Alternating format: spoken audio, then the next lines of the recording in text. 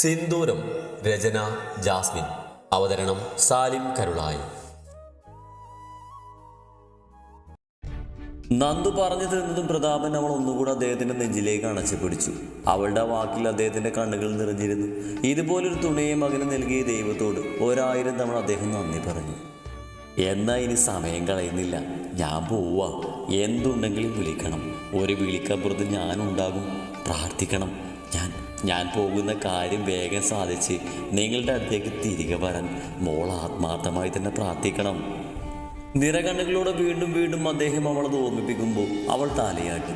പ്രതാപൻ അർജുൻ്റെ അടുത്തേക്ക് ചേർന്ന് നിന്ന് അവനെ 2 കൈകൊണ്ടും കെട്ടിപ്പിടിച്ചു. അദ്ദേഹത്തിൻ്റെ കണ്ണിൽ നിന്നും ഒഴുകിയിറങ്ങുന്ന കണ്ണുനീർ അവൻ്റെ ഷോൾഡറിലേക്ക് വലിച്ചിറങ്ങി. അജു. അവരിൽ നിന്നും മടന്നു മാറി പ്രതാപം ഇടറിക്കൊണ്ട് വിളിക്കുമ്പോൾ അവൻ്റെ കൈകൾ അദ്ദേഹത്തിൻ്റെ കണ്ണുനീർ തുഴച്ചു കൊടുത്തു. അച്ഛൻ പോയിട്ട് വരാൻ എൻ്റെ കുട്ടിയെ, ഈ മോളുടെ കൂടെ നിൽക്കണം. നിൽക്കുവോ? ഇല്ല. പ്രതാപ് ചോദിച്ച ഉടനെ തന്നെ ദേഷ്യത്തിൽ മറുപടിയും വന്നു. അവൻ്റെ ദേഷ്യത്തോടെയുള്ള മറുപടിയും മുഖഭാവം കണ്ടതും നന്ദുവിൻ്റെ ചുണ്ടിൽ നല്ലൊരു ചിരി വിടുന്നു. വാത്സല്യത്തിൽ കറന്നൊരു പുഞ്ചിരി. മുഖവും വീർപ്പിച്ച് നിൽക്കുന്ന അർജുന് അപ്പോൾ കുട്ടികളുടെ മുഖമായിരുന്നു. അയ്യോ, അങ്ങനെ പറയല്ലേ മോൻ. അങ്ങനെ പറഞ്ഞ അച്ഛനത് സങ്കടാവില്ലേ? നീ ഇങ്ങനെ പറഞ്ഞ ഞാൻ എങ്ങനെ നിന്നെ ഇവിടെ ആക്കിയിട്ട് പോകും? അതുകൊണ്ട് നീ നല്ല കുട്ടിയായിട്ട് ഇവിടെ നിൽക്ക്. അച്ഛൻ വേഗം പോയി വരാട്ടോ. അവൻ്റെ കബളിൽ തലോടി നെറ്റിയിൽ അമർത്തി ചുംബിച്ചുകൊണ്ട് അദ്ദേഹം പറയുമ്പോൾ വാക്കുകൾ പറയാൻ കഴിയാതെ അദ്ദേഹത്തിൻ്റെ തൊണ്ട വല്ലാതെ വേദനിച്ചു. സങ്കടം തീങ്ങി നിറയുന്നത് കൊണ്ട് ആ മകൻ്റെ മുൻപിൽ അത്ര നേരം പിടിച്ചു വെച്ച സങ്കടം മണപൊട്ടി ഒഴുകുമോ എന്ന ഭയത്താൽ അദ്ദേഹം വേഗം അവനിൽ നിന്ന് അടഞ്ഞു മാറി നന്ദുവിനെ നോക്കി. ആ നോട്ടത്തിൻ്റെ അർത്ഥം മനസ്സിലായതുപോലെ അവൾ തലയാട്ടി. മുന്നിൽ നിർത്തിയിട്ട് കാറിലേക്ക് അദ്ദേഹം കയറാൻ നിന്നതും അവൻ പ്രതാപൻ്റെ കയ്യിൽ പിടിച്ചു. പോവണ്ട അച്ഛൻ, നിൽക്ക്. പേടിയാ. അച്ഛനില്ലെങ്കിൽ അവരെന്നെ തല്ലും, വഴക്ക് പറയും, സൂചി വെക്കും, ഒറ്റയ്ക്ക് കിടത്തും. നിക്ക് പേടിയാ. ഞാനും വരാം. പിന്നിൽ നിന്നും അവൻ്റെ തേങ്ങലോടെയുള്ള വാക്കുകൾ. അദ്ദേഹം കണ്ണുകൾ മുറുകിയടിച്ചു.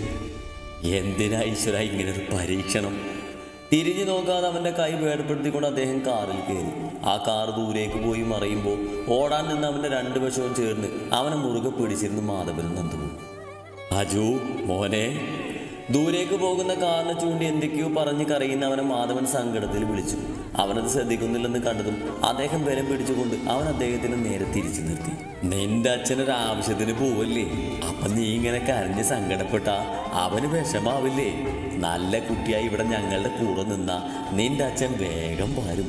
അല്ലാതെ കരഞ്ഞുകൊണ്ടിരുന്ന ഒരിക്കലും അവൻ തിരിച്ചു വരില്ല. അതുകൊണ്ട് ആദ്യം ഈ കരച്ചിൽ നിർത്ത്.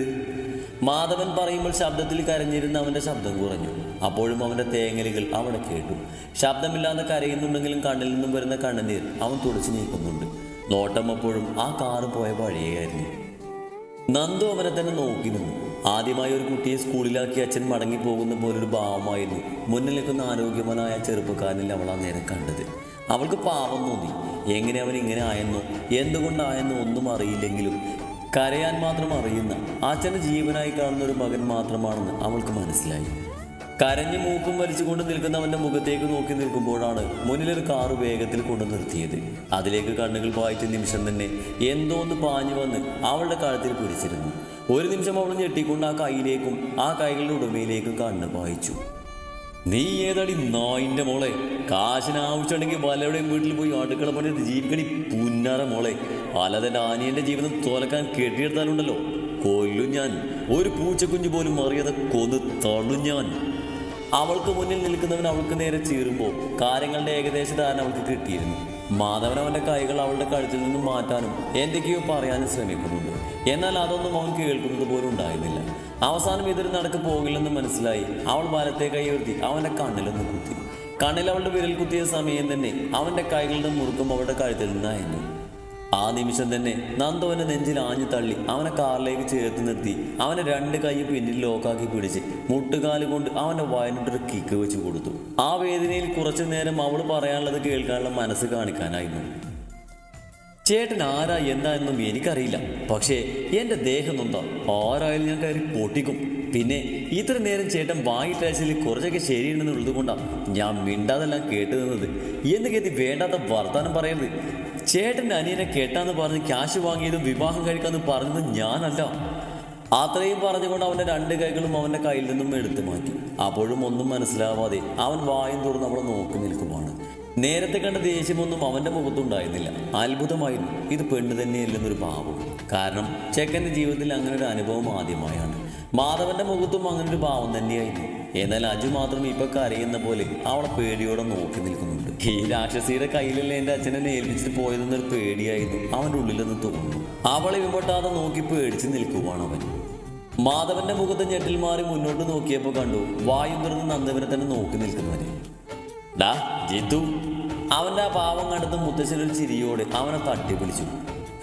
ഹേ എന്താ? തലയൊന്ന് കുറഞ്ഞുകൊണ്ട് നന്ദവന്റെ മുഖത്തിൽ നിന്ന് കണ്ണുകൾ മാറ്റി അവൻ ചുറ്റും നോക്കി. മുത്തശ്ശൻ അത് കണ്ട് ശരിക്കും ചിരി വന്നു. അവൻ മുത്തശ്ശനൊന്ന് നോക്കി, പിന്നെ നന്ദവനെ നോക്കി. ഏടി നീ ആരടി? പെട്ടെന്ന് ബോധം വന്ന പോലെ നന്ദവന്റെ അടുത്തേക്ക് പാഞ്ഞതും അവൾ വലത് കൈ ഉയർത്തി അവനെ നെഞ്ചിൽ പിടിച്ച് തള്ളി. അവൻ വന്ന പോലെ തന്നെ പിന്നിലേക്ക് പോയി. ഒറ്റയ്ക്ക് ജീവിച്ച് ഇതുവരെ എത്തിയവളാ ഞാൻ. ജീവിക്കാൻ വേണ്ടതെല്ലാം പഠിച്ചവളാണ്. അതുകൊണ്ട് എൻ്റെ നേരെ കയ്യോ നാമോ പൊക്കുമ്പോൾ സൂക്ഷിക്കണം. അവളുടെ ആ വാക്കിലെ മൂർച്ചയും മുഖത്തെ ഭാവവും അവൻ നോക്കി നിന്നു. കണ്ണുകൾ അവളിൽ നിന്ന് മാറി മുത്തശ്ശനിലേക്ക് നീണ്ടു. ഒരു ചിരിയോടെ നിൽക്കുന്ന അദ്ദേഹത്തെ കണ്ടപ്പോൾ വീണ്ടും അവൻ്റെ കണ്ണുകൾ തുറച്ചു. മുത്തശ്ശ. അവൻ കടുപ്പത്തിൽ വിളിക്കുമ്പോൾ മുത്തശ്ശൻ ചിരി നിർത്തി ഗൗരവത്തിലായി. ഒരു ദീർഘനിശ്വാസം എടുത്ത് ഓരോന്നോരോന്നായി അദ്ദേഹം അവന് മുന്നിൽ പറഞ്ഞു നിർത്തുമ്പോൾ അവൻ്റെ മുഖത്ത് ദേഷ്യവും ഗൗരവവും ഒക്കെ മാറി. അവൻ നന്ദിയോടെ നന്ദവനെ നോക്കുമ്പോൾ അവളുടെ നോട്ടം അജുവിലായി. അപ്പോഴാണ് അവനും അജുവിനെ ശ്രദ്ധിക്കുന്നത്. ഇപ്പൊ കരയുന്ന പോലെ അവളെ പേടിയോടെ നോക്കി നിൽക്കുവാണ്. അത് മനസ്സിലായത് കൊണ്ടാണെന്ന് തോന്നുന്നു അവളുടെ മുഖത്ത് ചെറിയൊരു സങ്കടം. അജു. ജിത്ത് അജുവിൻ്റെ അടുത്തേക്ക് നീങ്ങി നിന്നുകൊണ്ട് അവൻ്റെ തോളിലൂടെ കൈയിട്ട് അവനോട് ചേർന്ന് നിന്നു. ഇതാരാണെന്ന് അറിയോ നിനക്ക്? ജിത്ത് അവൻ്റെ മുഖത്തേക്ക് നോക്കി നന്ദവനെ ചൂണ്ടിക്കാണിച്ചുകൊണ്ട് ചോദിക്കുമ്പോൾ അവനില്ലെന്ന് തലയാട്ടി. എൻ്റെ ഭാര്യയാണെന്ന് പറഞ്ഞുകൊണ്ട് അജുവാണ് അവളെ ജിത്തുവിന് പരിചയപ്പെടുത്തേണ്ടത്. പക്ഷേ ഭാര്യ എന്ന് പറഞ്ഞാൽ എന്താന്ന് പോലും അവൻ അറിയില്ലല്ലോ. അവരെ നോക്കിക്കൊണ്ടു നിന്ന് മുത്തശ്ശൻ വേദനയോട് ഓർത്തു. ജിത്തുവും അതുപോലൊരു അവസ്ഥയിൽ തന്നെയായിരുന്നു. മുത്തശ്ശൻ്റെ വാക്കുകളിൽ നിന്ന് തന്നെ എന്താണ് അവളെന്ന് അവന് മനസ്സിലായി. പൂർണ്ണമായി അവൾ അംഗീകരിച്ചില്ലെങ്കിൽ കൂടി അവൾ അകറ്റി നിർത്തുന്നത് നല്ലതല്ലെന്ന് അവന് തോന്നി. ഇത് നമ്മുടെ ഒരു ഫ്രണ്ടാണ്. കുറച്ച് ദിവസം നമ്മുടെ കൂടെ താമസിക്കാൻ വേണ്ടി വന്നതാ. അല്ല, നീ നോണ പറയാ. ജിത്തു പറഞ്ഞു നിർത്തിയതും അജുവിൻ്റെ കൈകൾ കുടഞ്ഞു മാറ്റി ദേഷ്യത്തിൽ പറഞ്ഞു. ഇതെന്റെ ഭാര്യയാണ്. ഞാൻ താലി കെട്ടിയ എൻ്റെ ഭാര്യ. ഇനി മുതൽ എൻ്റെ കൂടെ എൻ്റെ റൂമിൽ നിൽക്കേണ്ടവള് അല്ലേ? അങ്ങനെയല്ലേ? അങ്ങനെ അല്ലേ എന്ന് അജി 3 പേരുടെയും മുഖത്തേക്ക് നോക്കി അലറുമ്പോൾ അവർ 3 പേരും അറിയാതെ തന്നെ തലകുലുക്കി. മാധവൻ ചുറ്റും നോക്കി. ആരുമില്ല. എല്ലാവരും ഭക്ഷണം കഴിക്കുന്ന തിരക്കിലായിരിക്കുമെന്ന് അദ്ദേഹം ചിന്തിച്ചു. പക്ഷേ അധിക നേരം പിടിച്ചു നിൽക്കാൻ പറ്റില്ല.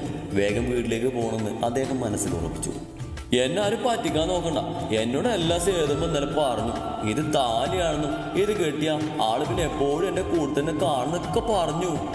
അവൻ പറഞ്ഞു നിർത്തുമ്പോൾ നന്ദൊന്ന് ചിരിച്ചു. അപ്പോൾ അവൻക്കറിയാം അവൾ അവൻ്റെ കൂടെ ഇനി ഉണ്ടാകുമെന്ന്. ആ ഒരു ആശ്വാസം അവളുടെ മുഖത്ത് തെളിഞ്ഞു. അമ്മ പറഞ്ഞ പോലെ തന്നെ ഇത് നിന്റെ ഭാര്യയാണ്. അത് നിനക്ക് അറിയുമെന്ന് നോക്കാൻ ഞാൻ പഠിച്ചതല്ലേ. പക്ഷേ നീ ബുദ്ധിമാനല്ലേ. വേഗം ജയിച്ചു. ഞാൻ തോറ്റു. ജിത്തു സങ്കടത്തിൽ പറഞ്ഞു നിർത്തുമ്പോൾ അജുവിൻ്റെ മുഖത്ത് സങ്കടം നിറഞ്ഞു. നന്ദു ചിരിയോടെ 2 പേരെയും നോക്കി നിന്നു. ജിത്തു, ബാക്കി സംസാരമൊക്കെ നമുക്ക് വീട്ടിൽ പോയിട്ടാവാം. ആളുകൾ വന്നു തുടങ്ങുന്നു. ആ തിരക്കിൽ നിന്നൊക്കെ ഇവനെ കൊണ്ട് മാറി നിൽക്കുന്നതാണ് നല്ലത്. നമുക്ക് വീട്ടിൽ പോയിട്ട് കഴിക്കാം. മുത്തശ്ശൻ പറയുമ്പോൾ അത് ശരിയാണെന്ന് അവനും തോന്നുന്നു. കാറിൻ്റെ പിൻഡോറ് തുറന്ന് അവൻ അജുവിനോട് കയറാൻ പറഞ്ഞു. അനുസരണയോടെ അവൻ കയറിയതിൻ്റെ പിന്നാലെ തന്നെ നന്ദുവും കയറി. ജിത്ത് തുറന്ന് പിടിച്ച ഡോറിലൂടെ അകത്തേക്ക് കയറുമ്പോൾ നന്ദു അവനൊന്ന് തുറച്ചു നോക്കി. അതിനവനൊന്ന് പൂച്ചിച്ചുകൊണ്ട് മുന്നിൽ കയറി വണ്ടിയെടുത്തു. മുത്തശ്ശൻ കയറിയില്ല. അദ്ദേഹം ഇവിടെ ഇല്ലെങ്കിൽ ചോദ്യവും പറച്ചിലും ഉണ്ടാവുമെന്ന് കരുതി അവർ പോകുന്നത് നോക്കി നിന്ന ശേഷം അകത്തേക്ക് കയറി. നന്ദു കാറിലിരുന്ന് ജിത്തുവിൻ്റെയും അജുവിൻ്റെയും സംസാരം കേട്ട് ഒരു ചിരിയോടെ ഇരിക്കുമായിരുന്നു. അജുവിൻ്റെ കണ്ണുകൾ മുന്നിലിരുന്ന വണ്ടി ഓടിക്കുന്ന ജിത്തുവിലായിരുന്നു. എന്നാൽ ഇടയ്ക്കിടയ്ക്ക് തല ചരിച്ചുകൊണ്ട് നന്ദുവിനൊന്ന് നോക്കും. പിന്നെ വീണ്ടും ജിത്തുവിനെ തന്നെ നോക്കും. അവൻ്റെ ആ കളികൾ ശ്രദ്ധിച്ചുകൊണ്ട് തന്നെ ജിത്തുവിൻ്റെയും നന്ദുവിൻ്റെയും ചുണ്ടിലൊരു ചിരി വിടർന്നു. ഏട്ടാ, ഈ വണ്ടി എങ്ങനെ ഓടിക്കാൻ പറ്റുന്നത്? എനിക്ക് പഠിപ്പിച്ചു തരുമോ? അവൻ്റെ ആ വാക്കുകളിൽ ജിത്തുവിൻ്റെ ചുണ്ടിലെ ചിരി മാഞ്ഞു. മറുപടിയായി അവനൊന്ന് തലകുലുക്ക് മാത്രം ചെയ്തു. അജു, ഒന്ന് പാതിക്കെ പോടാ. അജു, അമ്മേ, ഈ കൊല്ലം കൊണ്ടുപോകുന്ന നായെ. ഈശ്വര, എൻ്റെ പെണ്ണ് വീട്ടിൽ കാത്തിരിക്കുന്നുണ്ടാ. പതിയെ പോടാ പന്നി. പണ്ട് ജിത്തുതൻ അജുവിനോട് പറഞ്ഞ വാക്കുകൾ അവൻ്റെ ചെവിയിൽ അലയടിച്ചു. അതിൻ്റെ ഫലമായി അവൻ്റെ കണ്ണിൽ നിന്നും ഒരു തുള്ളി അടർന്ന് അവൻ്റെ മടിയിലേക്ക് വീണു. നന്ദു അവരിൽ നിന്ന് നോട്ടം മാറ്റി പുറത്തേക്ക് നോക്കിയിരുന്നു. വലിയ മതിൽക്കെട്ടും ഗേറ്റും കിടന്ന ആ കാറ് വലിയ 4 കെട്ട് വീടിന് മുന്നിൽ വന്നു നിന്നു. നന്ദു ഒന്ന് ചിരിച്ചു. പഠിക്കാൻ പോകുന്ന സമയത്ത് ഈ വീടിൻ്റെ അകം ഒന്ന് കാണണമെന്ന ആഗ്രഹത്തോടെ കൂട്ടുകാരികൾക്കിടയിൽ നിന്നും പറയുന്ന അവളുടെ മുഖം തന്നെ അവളുടെ മനസ്സിലേക്ക് വന്നു. എന്ന് പ്രതീക്ഷിക്കാതെ ആ വീട്ടിലെ തന്നെ മരുമകൾ, അതും എല്ലാവരും ബഹുമാനിക്കുന്ന, ആരാധിക്കുന്ന, സ്നേഹിക്കുന്ന അർജുൻ പ്രതാപവർമ്മയുടെ ഭാര്യയായി. അവളൊന്ന് പുച്ഛിച്ച് ചിരിച്ചു. വേറെ ആരെയല്ല, അവളെ തന്നെ. ഇതുവരെ ജീവിതത്തെപ്പറ്റി ഒരുപാട് കൂട്ടലും കുറക്കലും നടത്തിയിരുന്നവളായിരുന്നു. എന്നാൽ ഇപ്പോൾ അടുത്ത സെക്കൻഡ് എന്താണെന്ന് അറിയില്ല. എന്തായാലും പിടിച്ചു നിൽക്കാൻ പറ്റുമെന്ന വിശ്വാസത്തിൽ അവൾ ഡോർ തുറന്ന് വലതുകാൽ വെച്ച് ആ മുറ്റത്തേക്ക് ഇറങ്ങി. നിലത്തേക്ക് വലതുകാൽ വെച്ചിറങ്ങിയ ശേഷം തലയെടുപ്പോടെ നിൽക്കുന്ന ആ 4 കെട്ട് വീട് അവൾ നോക്കി നിന്നു. കണ്ണുകൾ ചുറ്റും പോയ ശേഷം ആ വീടിന് ഉമ്മറത്തേക്ക് പോയി. നിലവിളക്കുമായി നിൽക്കാൻ ആരുമില്ല. അവളൊന്ന് ചിരിച്ചു. നിലവിളക്കുമായി അകത്തേക്ക് കയറി വരാനുള്ള യോഗ്യത ഇല്ലാത്തത് കൊണ്ടാണോ, അതോ മംഗലത്തെ വീട്ടിലെ എല്ലാ മരുമക്കളും ഇങ്ങനെ വെറും കൈയോടെയാണോ അകത്തേക്ക് കയറിയത്? ജിത്തുവിനെ നോക്കിയാണ് അവളത് ചോദിച്ചത്. അവളുടെ അഹങ്കാരം പിടിച്ച വാക്കുകൾ ജിത്തുവിനൊട്ടും പിടിച്ചില്ലെന്ന് അവൻ്റെ മുഖത്ത് തന്നെ ഉണ്ടായിരുന്നു. നന്ദുവിനൊന്ന് തുറച്ചു നോക്കിയ ശേഷം അവൻ തുറന്നിട്ട വാതിലിലൂടെ ആ വീടിൻ്റെ അകത്തേക്ക് നടന്നു. നന്ദുവിൻ്റെയും ജിത്തുവിൻ്റെയും സംസാരം കേട്ട് നിന്നിരുന്ന അജു നന്ദുവിനൊന്ന് നോക്കിക്കൊണ്ട് പതുക്കെ മുന്നോട്ട് നടന്നു. അവനകത്തേക്ക് പോകാനെന്ന് മനസ്സിലായതും നന്ദു വേഗം നടന്നു വന്ന് അവൻ്റെ കയ്യിൽ പിടിച്ചു. അവളുടെ ആ പ്രവൃത്തിയിൽ അജു അവിടെ നിന്നു. അവളുടെ മുഖത്തേക്കും അവൾ പിടിച്ച അവളുടെ കയ്യിലേക്കും അവൻ മാറി മാറി നോക്കി. എന്നെ ഒറ്റക്കാക്കിയിട്ട് പോവാണോ? ഞാനിവിടെ ആദ്യമായിട്ട് വരുമല്ലേ, അതോ അജുവിൻ്റെ കൂടെ? അപ്പോൾ നമുക്ക് ഒരുമിച്ച് അകത്തേക്ക് പോകാം പ്ലീസ്. ആദ്യത്തെ വാക്ക് സങ്കടത്തോടെ അവൻ്റെ മുഖത്തേക്ക് നോക്കി ചോദിച്ചപ്പോൾ തന്നെ ചെക്കൻ വീണ് കഴിഞ്ഞു എന്ന് അവൾക്ക് തോന്നി. അജു ഒന്നും മിണ്ടാതെ അവളെ നോക്കി. നന്ദു ഒന്ന് ചിരിച്ചു കൊടുത്തു. എവിടെ, അവിടെ ചിരിയൊന്നുമില്ല, ഭയങ്കര ഗൗരവമാണ്. എന്താ വാ എൻ്റെ കൂടെ പോന്നു, എനിക്ക് പേടിയൊന്നുമില്ല, എനിക്ക് ഇരുട്ടാ പേടി. നിഷ്കളങ്കമായി പറയുന്ന അവൻ്റെ കവളിൽ പിടിച്ച് വലിച്ച് കൊഞ്ചിക്കാനാണ് അവൾക്ക് ആ നേരം തോന്നിയത്. പക്ഷേ വെറുതെ ഒന്ന് ചിരിച്ചു കൊടുത്തു. അതെങ്ങനെ ഞാൻ അജുവിൻ്റെ ഒപ്പം വരും? ഞാൻ ആദ്യമായിട്ട് ഈ വീട്ടിലേക്ക് വരുമല്ലേ, അപ്പം ഈ വീട്ടിൽ ആരെങ്കിലും എന്നെ വന്ന് വിളിക്കേണ്ടേ? അതല്ലേ മര്യാദ. അതുകൊണ്ട് കുറച്ച് നേരം നമുക്കിവിടെ നിൽക്കാം. ഒരാൾ കാലിപ്പിലകത്തേക്ക് പോയിട്ടില്ലേ, വരുമോന്ന് നോക്കാം. ഒന്നും മനസ്സിലായില്ലെങ്കിലും വെറുതെ തലകുലുക്കി നിൽക്കുന്ന അജുവിനെ കണ്ടപ്പോൾ അവൾക്ക് പാവം തോന്നി. മയത്തിൽ ആരെന്ത് പറഞ്ഞാലും വിശ്വസിച്ചോളുമെന്ന് അവൾക്ക് മനസ്സിലായി. അമ്മേ, ജാനോമേ. അകത്തേക്ക് കയറി ജിത്തു കുറച്ച് ഉറക്കെ വിളിച്ചു. അവൻ്റെ ശബ്ദം കേട്ടതും അടുക്കളയിൽ നിന്നും ഒരു പെൺകുട്ടി അവളുടെ പുറത്തേക്ക് കുറച്ച് ഉന്നി നിൽക്കുന്ന വയറും കയ്യിൽ പിടിച്ചുകൊണ്ട് പതിയെ നടന്നു വന്നു. ജിത്തുവേട്ടാ, കെട്ട് കഴിഞ്ഞോ? അവൻ്റെ അടുത്തേക്ക് വന്നത് ചോദിക്കുമ്പോൾ അവളുടെ കണ്ണ് കലങ്ങിയിരുന്നു. ജിത്തു തല കുലുക്കിയതും അവളുടെ കണ്ണുകൾ നിറഞ്ഞൊഴുകി. നടക്കാതിരിക്കില്ലല്ലോ, അതിനല്ലേ ആരും നമ്മൾ അറിയിക്കാതെ നോക്കിയത്. ജിത്തേട്ടനെ വയനാട്ടിലേക്കും വിട്ടത്. പക്ഷേ ജിത്തേട്ടൻ ഇവിടുന്ന് എല്ലാം അറിഞ്ഞ് പോകുമ്പോൾ ഒരു പ്രതീക്ഷ ഉണ്ടായിരുന്നു. ഇപ്പോൾ അത് പറഞ്ഞുകൊണ്ട് ആ പെൺകുട്ടി കരഞ്ഞു. ജിത്തു അവളുടെ തോളിലൂടെ കൈയിട്ടുകൊണ്ട് അവളെ ചേർത്ത് പിടിച്ചു. അപ്പോഴേക്കും അകത്തുനിന്ന് സാരി ഉടുത്ത ഐശ്വര്യമുള്ളൊരു സ്ത്രീ വന്നു. കാഴ്ചയിൽ ജിത്തുവായി നല്ല സാമ്യമുണ്ടായിരുന്നു. ജിത്തു മോനെ, അജു എന്തായടാ, പോയ കാര്യം എന്തായി? ഉള്ളിലുള്ള ആശങ്ക അവരുടെ വാക്കുകളിൽ എടുത്തു കാണിച്ചു. മാധവൻ പറഞ്ഞ കാര്യങ്ങൾ ഓരോന്നായി അവർക്ക് മുന്നിൽ ജിത്തു പറയുമ്പോൾ കുറച്ച് സമാധാനം അവർക്ക് തോന്നി. എന്തോ ആ പെൺകുട്ടി അവനെ ചതിക്കില്ല, ഉപദ്രവിക്കില്ല എന്നൊരു തോന്നൽ.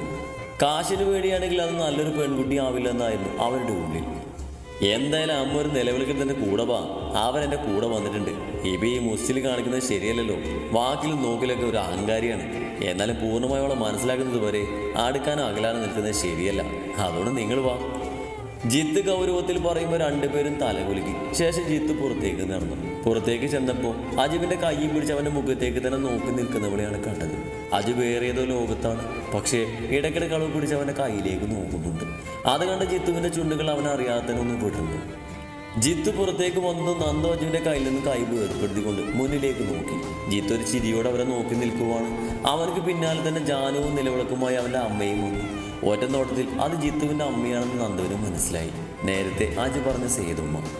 അവർ രണ്ടുപേരും ജിത്തുവിൻ്റെ പിന്നാലെ നിലവിളക്കുമായി പുറത്തേക്ക് വന്നതും അജുവിൻ്റെ അടുത്ത് നിൽക്കുന്ന പെൺകുട്ടിയെ നോക്കി. ഒറ്റ നോട്ടത്തിൽ തന്നെ രണ്ടുപേരെയും കണ്ണുകൾ വിടർന്നു. കാഴ്ചയിൽ ഒരു 22-23 പ്രായം തോന്നിക്കുന്ന സുന്ദരിയായ ഒരു പെൺകുട്ടി. എന്തുകൊണ്ടും അടുത്ത് നിൽക്കുന്ന അവരുടെ അജുവിൻ്റെ ഒപ്പം നിൽക്കാനുള്ള യോഗ്യത കാഴ്ചയിൽ അവളിൽ ഉണ്ടെന്നുള്ളത് അവർ മനസ്സിലുറപ്പിച്ചു. അവളെക്കുറിച്ച് ആശങ്ക മനസ്സിലുണ്ടെങ്കിൽ പോലും അത് പുറത്ത് കാണിക്കാതെ അവർ നിലവിളക്കുമായി അവർക്ക് അടുത്തേക്ക് നടന്നു. നന്ദു അജുവിൻ്റെ കയ്യിൽ പിടിച്ച് മുന്നോട്ട് നടന്നു. ഒരു ചിരിയോടെ അവൾക്ക് നേരെ നിലവിളക്ക് നേടുന്ന ആ അമ്മയിൽ നിന്നും അവളൊരു പുഞ്ചിരിയോടെ അത് വാങ്ങി. പ്രാർത്ഥിച്ച് കയറൂ, എല്ലാം നല്ലതിനാവട്ടെ. അവർ പറയുമ്പോൾ നന്ദു തലകുലുക്കി. ശേഷം കണ്ണുകൾ അടച്ചുകൊണ്ട് എല്ലാം മംഗളമാവാൻ പ്രാർത്ഥിച്ചുകൊണ്ട് വലതുകാല് വെച്ച് അകത്തേക്ക് കയറി. വലതുകാല് വെക്കുമ്പോൾ അവൾ ചെയ്യുന്നതെല്ലാം കൗതുകത്തോടെ നോക്കി നിൽക്കുന്ന അജുവിനെ നോക്കി അവൾ അടുത്തേക്ക് വരാൻ തലയാട്ടിയതും അവൻ അവൾക്ക് അടുത്തേക്ക് വന്നു. അജു മോൾക്കൊപ്പം കയറി.